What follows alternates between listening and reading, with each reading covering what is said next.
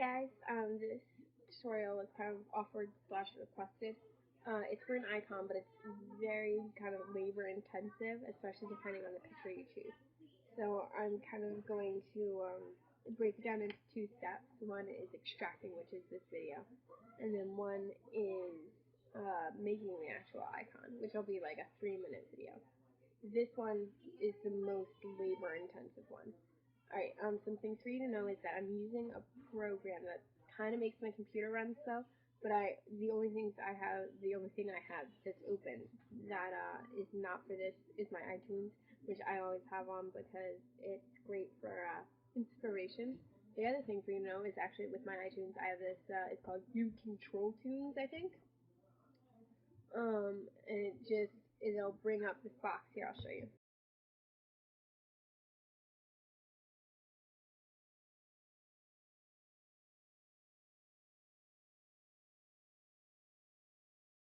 And it'll fix it.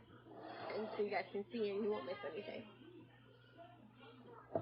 Alright, just so you guys know, during the actual extracting I'll show you maybe like a minute of the pen tool, but that gets really, really boring, so I'll speed it up as best as I can, or, you know, I'll figure out something so you guys don't have to watch it or do it really fast or something. So let's open up our image. I'm going to use the picture of Sophia Bush that I just downloaded, and I cropped it and resized it so you guys don't have to go through dealing with me opening a picture, which using this specific item name, it can take forever. So I'm just going to hit F, and it'll give me a gray square. Alright, zoom in. Alright. Now, the first thing I like to do is duplicate my layer. So we have background, then we have layer 1. I'll name this Sophia. Alright. The second thing I do is hit Control I, or on my computer, Command I, and here we'll show you. It turns the image the opposite of what it is, color-wise, so that when I finish my beginning extraction, I know what I've extracted. So to extract, we're going to make a layer mask, and we're going to use the pen tool. And I learned to do this pretty quickly. All you do is click one area and then drag, and the thing you're dragging is actually part of the path, but it also guides the next part. So I have this curve here. If I pull this way, it makes a crazy curve. Well, the other way it'll make a crazy curve. So you can tweak it so you really get full use of it. And if you mess one up like I just did, all you have to do is Command Z, or I guess Control Z for PCs. I've never used a PC, so don't ask me. Alright, so we just got up to the beginning of our hair. And with me, I just go for the main body frame.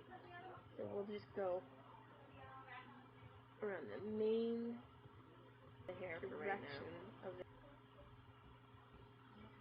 and then where I see the first strand peeking out, onto her shoulder and go the other way down.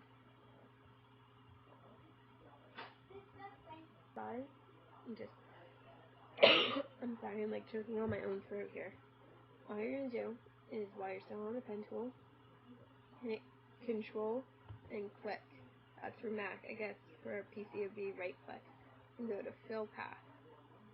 Before you do that, make sure you have black in the foreground color, if you're doing it the way I am, exactly. And then when you hit Fill Path, it'll hit Use Foreground Color, because that's what I have selected as. And just hit OK. And I did all that work on my mask, because I didn't click on another layer. Now, just hit return, for me anyway. And that's the gist of it. It'll show you what the background is. So we only see Sophia, Control I or Command I. And now we have just Sophia. Now to do the hair, I'm using a default brush. It's called Thick Heavy Brushes, and it's 100. I've downsized it to about 10.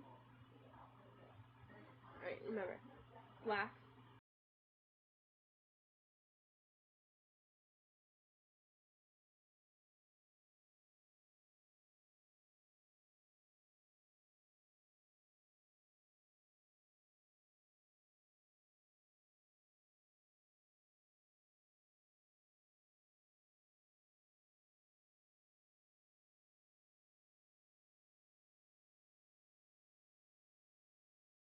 reveal, white, conceal. Very important now. Alright, now I'm not going to get every single strand, but for piecey hair, this is great because it keeps it from looking cut out and ugly, but it gives me that preciseness I want. Oops. And that's the great thing about this. See, if I was using a regular eraser, I'd have to go back and start all over, and I don't want to do that. So because I'm not, all I have to do is put some black up, and it'll show me what I accidentally erased, and I can continue on. Alright. Now, see, here's where you really have to learn this. See, Sophia has gorgeous hair, and she's kind of known for having wispy strands. So to get in between those wispy strands and not kind of take away part of her when it comes to pictures, we're going to use the same one in a very small brush. And it can take a little while, especially if you're using like the size 2 one brush I just was. It can take a really long time, but trust me when I say sometimes a really long time isn't a bad thing.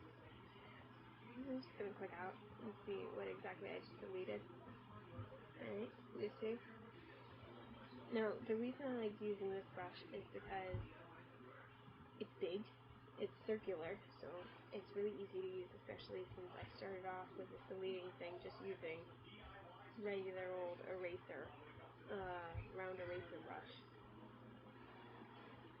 This one gives you kind of like a rough but still smooth edge, which is really nice, especially when you're manipulating stuff or extracting, because I don't have to worry about the edges looking fake and then having to feather hair and crud like that.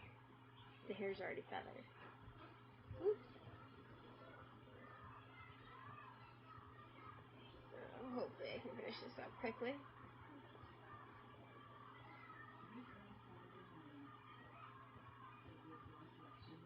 Of empty. All you do is go through there. I know you're wondering why I'm only going around her hair and I'm not getting all the others, but I'll show you in just a minute how I like to do it. So it's not so time consuming. Especially with this brush I'm using, you do have to go over it a couple of times. Now what you have is this to get a beautiful loop. All we have to do is take out this corner. So all you're going to do is use that same eraser and